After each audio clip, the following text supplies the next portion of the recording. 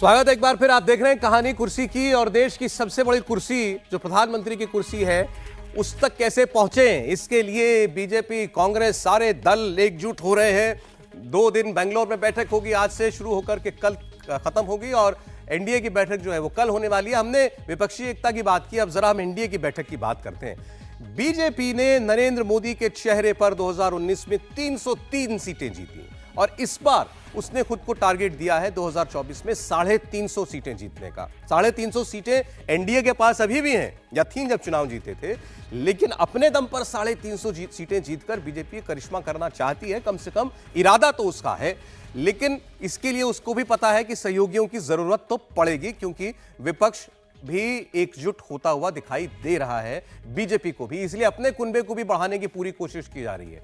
अब आप ये देखिए जरा, जिसे हम कह रहे थे एनडीए 330 प्लस जो दिखाई देता है, और दूसरी ओर विपक्ष वो 131 प्लस दिखाई देता है। इसमें कौन कौन सी बड़ी पार्टियां हैं? यहां बीजेपी अकेली 303 वाली पार्टी है।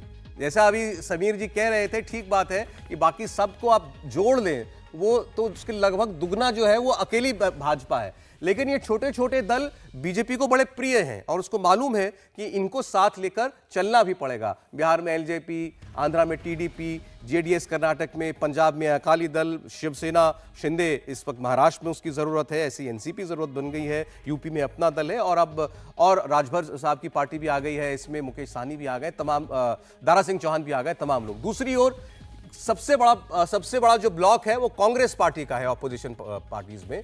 उसके नंबर 2 पर डीएमके आती है, फिर टीएमसी आती है 22 सांसदों के साथ, जेडीयू आती है, हालांकि बीजेपी कहती है ये सब मोदी के नाम पर जीते हुए सांसद हैं।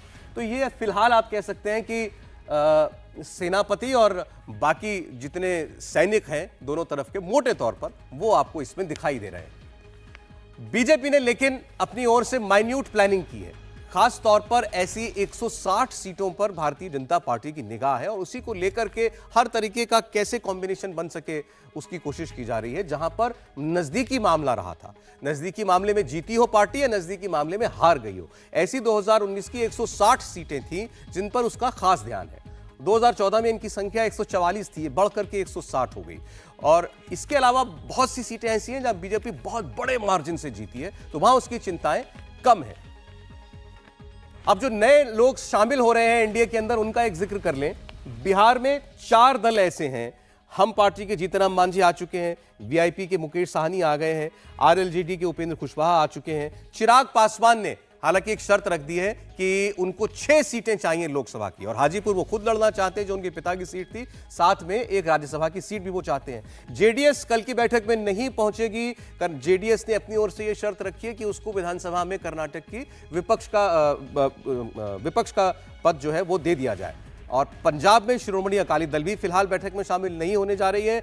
टीडीपी के साथ भी अभी गर्म ठंडे का खेल चल रहा है, लेकिन माना जा रहा है कि बात बनेगी। तेलंगाना और आंध्रा दोनों में टीडीपी को बीजेपी साथ लेकर चलना चाहती है, ऐसा बहुत से लोगों की राय है।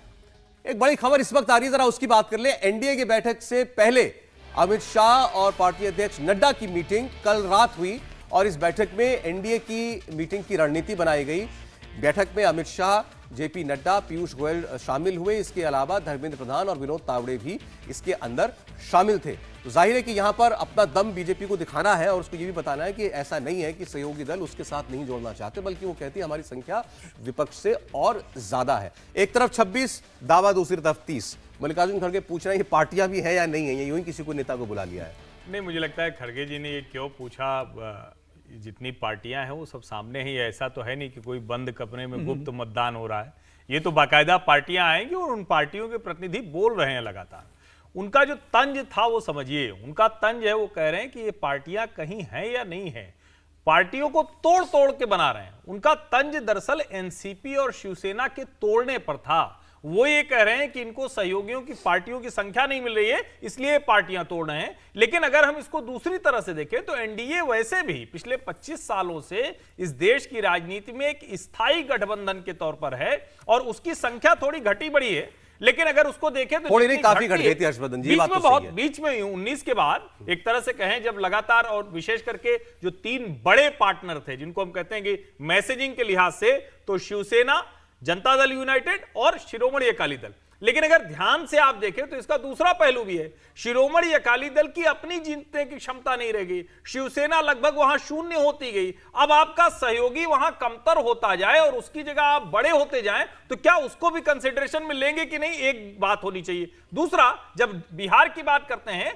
तो जनता दल यूनाइटेड के उनके साथी टूट टूट कर आए हैं। जनता दल यूनाइटेड नहीं है, उनके पूर्व राष्ट्रीय अध्यक्ष आरसीपी सिंह चले आते हैं, अब अभी जीतन राम मांझी चले आते हैं, उपेंद्र कुशवाहा आने की ओर है, मुकेश सहनी आए नहीं है लेकिन आ जाएंगे। तो मुझे लगता है कि ये ठीक बात है कि एनडीए का कुनबा बहुत जो मेजर पार्टनर थे वो टूटे, लेकिन उसका दूसरा हिस्सा मेजर पार्टनर के साथ टूटे, फिर दूसरे वाले भी आ रहे हैं, एनसीपी टूट के इधर आ जा रही, शिवसेना टूट के इधर आ रही, तो लगभग 2019 वाली ही स्थिति फिर से यूपी बिहार की बात हम पहले कर लेते हैं। आप बिहार का आपने जिक्र छेड़ दिया तो बिहार से ही चिराग पासवान की पार्टी और उनके चाचा, ये वाला पेच अभी भी फंसा हुआ है बीजेपी के लिए। चिराग पासवान ने साफ कर दिया, ये हाजीपुर की सीट, पिता की सीट जो अभी उनके चाचा के पास है, वो तो चाहिए ही चाहिए।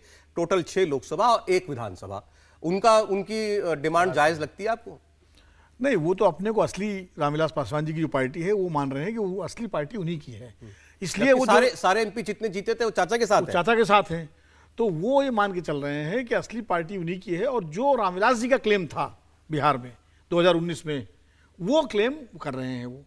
अब पेंच यही है कि अब वो क्लेम अगर चिराग जी को दे दिया जाएगा तो पारस जी क्या करेंगे? पारस जी के साथ जो 6 एमपी सीटिंग है वो लड़ेंगी चुनाव की, नहीं लड़ेंगे, उनकी सीटें कहाँ जाएंगी? एक तो ये पेंच है। दूसरा, एक चीज मैं बताऊं, एनडीए के साथ जो अभी साथी जुड़ रहे हैं, चाहे बिहार हो चाहे उत्तर प्रदेश में, ये सारे वो साथी हैं जो 2019 में एनडीए के साथ थे।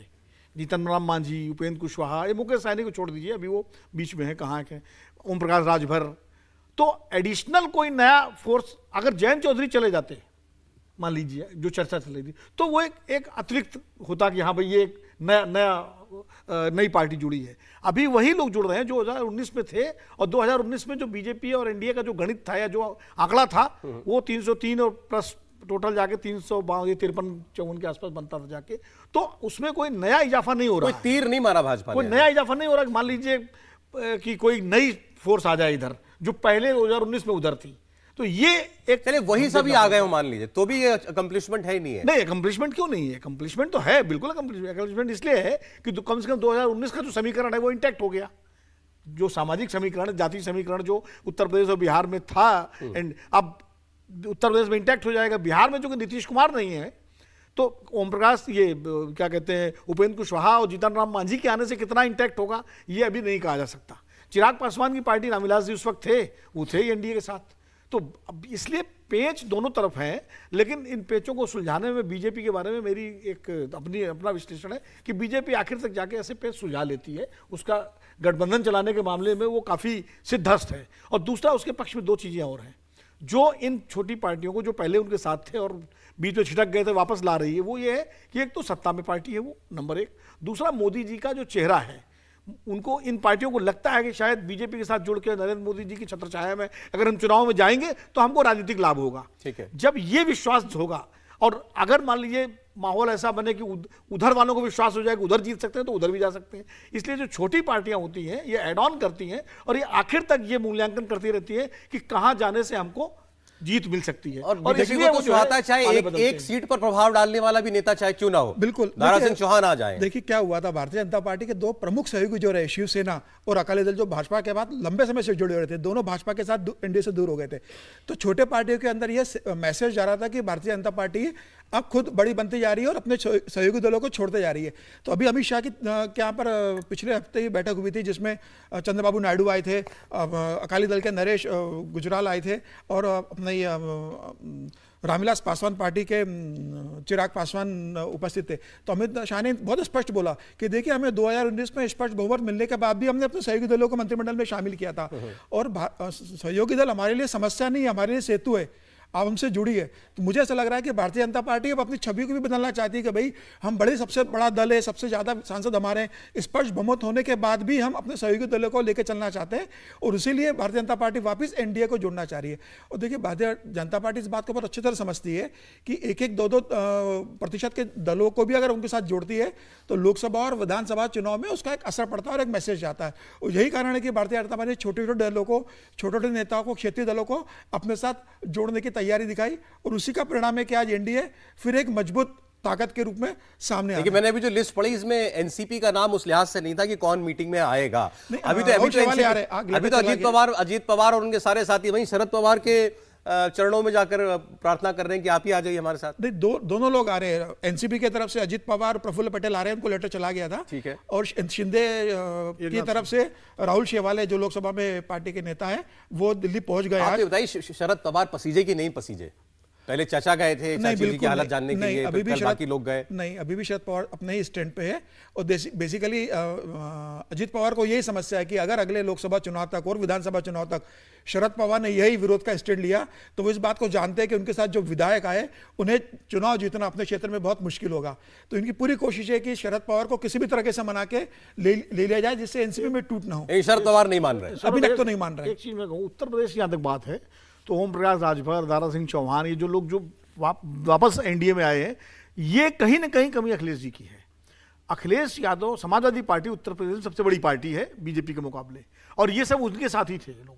तो अपने गठबंधन को इंटैक्ट रखना ये इनकी जिम्मेदारी थी। जैसे बिहार में नीतीश कुमार जी की जिम्मेदारी है अपने जेडीयू को और इंटैक्ट रखना, आरजेडी को इंटैक्ट रखना लालू जी की जिम्मेदारी है। तो जो बड़ी पार्टी होती है उसकी जिम्मेदारी होती है। तो इस मामले में बीजेपी ने कामयाबी हासिल की है ओम प्रकाश राजभर और दारा सिंह चौहान को वापस अपने साथ जोड़ने की। तो कहीं ना कहीं ये विपक्ष की विफलता भी है उत्तर प्रदेश में। तो विपक्षी विफलता कहें या उनको भी कुछ दिखाई दे रहा है जहां जो लोग टूट के जा रहे हैं। बिहार में भी तो ये आपने अभी याद दिलाया ना, मुकेश सहनी की पार्टी, उपेंद्र कुशवाहा, सब लोग गए ही। ऐसा होता है ना कि अगर नाराजगी है और नाराजगी को समय पर एड्रेस कर लिया जाए तो कई बार लोग रुके भी रहते हैं। दोनों तरफ से होता है, दिखाई भी पड़ता है। दूसरा, अगर एक जगह आपकी मान लीजिए उपेक्षा ही हो रही है तो फिर आदमी अपने विकल्प भी तलाशता है। तो ये जब भी अलगाव होता है सहयोगियों का तो ये ताली दोनों हाथ से बजती है। खाली एक तरफा नहीं मान सकते कि नहीं वो उनको दिखाई पड़ रहा तो चले गए। तो इसलिए मुझे लगता है कि जिम्मेदारी जो है, अब मैं उदाहरण के लिए कांग्रेस है, जैसे अब कांग्रेस ने आखिर एक, चूंकि उसको लग रहा है कि विपक्षी एकता जरूरी है पहला, तो उसने आम आदमी पार्टी के साथ अपना एक कंसेशन दिया ना बड़े लड़ने के। तो कई बार बड़ी पार्टी कौन जाने अभी आज की ऑर्डिनेंस पर साथ लेकर के कांग्रेस का बाद में फिर अरविंद केजरीवाल जी कहते नहीं हम नहीं खेलते आपके साथ। बाद में कुछ भी हो सकता है। मैं आज की तारीख बात कर रहा हूँ जो हम बैठे हुए हैं इस समय डिस्कस कर रहे हैं। तो अगर मान लीजिए समाजवादी पार्टी या जेडीयू अगर इनको थोड़ा सा ये रहता, भाई आप अपने घर में सेंध लगाने का मौका तो दूसरे को दे रहे हो ना। सेंध अगर लग रही है आपके घर में तो ताला आपने ढंग से नहीं लगाया या आपने घर को मजबूती से बांध के नहीं रखा। ठीक है, तो ये भी तो एक कारण है। नहीं, अच्छा, बहुत से लोगों को देखिए ये भी, हाँ, एक जरूरी चीज, ये विनोद जी कह रहे हैं अपने घर में सेन लगा के। ओम प्रकाश राजभर कोई उनके घर वाले थोड़ी साथ में थे ना, गठबंधन में। नहीं, मैं 14 की बात कर रहा हूं, मैं गठबंधन का ही बता रहा हूँ। 14 के लोकसभा चुनाव में ओम प्रकाश राजभर मुख्तार अंसारी की कौमी एकता दल के साथ मिलकर लड़े। अगर वो न लड़े होते तो 2014 में जो परिणाम आए थे, शायद वो परिणाम बेटा उनका आज भी विधायक है, मुख्तार अंसारी का बेटा विधायक है। 2022 में वो ओवैसी के साथ गठबंधन बना रहे थे। मैं वही कह रहा हूं। और उसके बाद 2019 के लोकसभा चुनाव में यही राजभर जी जब मंत्रिमंडल से योगी जी के निकले थे तो क्या क्या नहीं कह के गए थे। कहे बिल्कुल खत्म हो जाएगी भारतीय जनता पार्टी, सब कुछ खत्म हो जाएगी। और 2019 और 2022 इसमें क्या दिखा, इसमें राजभर जी को भी समझ में आ गया कि हमारी ताकत तो बहुत बड़ी है लेकिन वो भारतीय जनता पार्टी का नुकसान कर सकती है। और भारतीय जनता पार्टी को दिख रहा है कि साफ साफ कितना नुकसान कर दिया, लाभ नहीं हो सकता। अब उनको लाभ दिख रहा है घोसी की सीट पर, गाजीपुर की सीट पर, बलिया की सीट पर, आजमगढ़ की सीट पर, जौनपुर की सीट पर, मछली शहर की सीट पर, ये वो सीटें, भदोही की सीट पर जहां साफ साफ सीधे सीधे दिख रहा है कि यहां राजभर के आने से लाभ हो जाएगा। 6 सीट हारी भाजपा, 6 सीट हारी पूर्वांचल में, मानते हैं राजभर की। मुलायम सिंह यादव होते, समाजवादी पार्टी के नेतृत्व कर रहे होते तो मैं गारंटी से कहता हूं ओम प्रकाश राजभर छोड़कर नहीं जाते। क्यों? मुलायम सिंह यादव उनको साथ लेकर ऐसा माहौल बनाते उत्तर प्रदेश में कि जो अभी लाभ दिख रहा है इधर, वो लाभ उनको उधर दिखता। ये फर्क है लीडर का। और मुलायम सिंह यादव के सर, हर कोई, मैं फिर अपने जो पहले तर्क दिया दोहरा रहा हूं उसको, विनिंग साइड पर हर कोई रहना चाहता है। मैं विनिंग साइड के माहौल की बात कर रहा हूं ना। हाँ, लेकिन ये शक्ति हर एक में नहीं होती जिनको उनके मौसम वैज्ञानिक, वही तो मैं जो कि आप रुक पढ़ पाए। मैं इसमें हर्षवर्धन जी के इसमें एक इंटरेस्टिंग पॉइंट जोड़ना चाहता हूं। जैसे मछली शहर की सीट है, वो लास्ट टाइम 2019 में भारतीय जनता पार्टी 181 वोटों से जीती। बिल्कुल इनके कारण हार गई क्योंकि 11,000 वोट सोहेल देव पार्टी लेके गई थी। तो उससे कई जगह हालांकि भारतीय जनता पार्टी ने ओम प्रकाश राजभर को कम करने के लिए दूसरे राजभर नेताओं को समर्थन दिया था। विधान परिषद भेजा आजमगढ़ के नेता को, इसके अलावा राज्यसभा उन्होंने सकल दीप को भेजा राज्यसभा। इसके अलावा जो वाराणसी के शिवपुर से विधायक है अनिल राजभर, उसको मंत्री बनाया। तो भारतीय जनता पार्टी ने कोशिश की थी कि हम, लेकिन बीजेपी नहीं, के नहीं, समर्थकों में इसको ऐसा है। थोड़ा समझिए, इसको थोड़ा बड़ा अच्छा आपने बोल दिया। राजभर वोटों के लिए अनिल राजभर, सकलदीप राजभर, इनको बढ़ाना ये एक चीज हो गई, लेकिन क्या राजभर नेता के तौर पर किसको देख रहा है? तो ओम प्रकाश बिल्कुल, राजभर को बिल्कुल, देख ओम रहा है। प्रकाश- इसीलिए और वापस इसीलिए जोड़ना पड़ा। भारतीय जनता पार्टी बिल्कुल। अमित शाह को पता है कि बाकी हाँ। चीजें छोड़ो, जो नेता है उसको पकड़ो, बिल्कुल। अपने आप सीटें ये सजेंगे। लेकिन भरोसे के कितना है बीजेपी के बहुत से लोगों के अंदर? अब जो नए नए लोग जुड़ते जा रहे हैं, अब राजभर साहब तो खैर नए नहीं है, लेकिन छोड़ के भी तो जा गए थे। तो इन राजभर हो यहाँ बिहार में, महाराष्ट्र में एनसीपी हो, ये दारा सिंह हो, ये दारा सिंह हो, ये कितने रिलायबल साथी हैं? सपा ने भाजपा के राज्यसभा भेजा, फिर बसपा से इनकी बसपा से राज्यसभा reliability गए, जो सपा है, से निर्भर विधायक बने, करेगी भाजपा से लोकसभा विधायक बने। चुनाव के नतीजे कैसे आते हैं। अगर लोकसभा चुनाव में भारतीय जनता पार्टी फिर अपने बहुमत को पा लेती है तो ये सब जुड़े रहेंगे। अगर बहुमत से दाएं बाएं हो गया, मामला गड़बड़ा गया, तो ये कहाँ जाएंगे पता नहीं।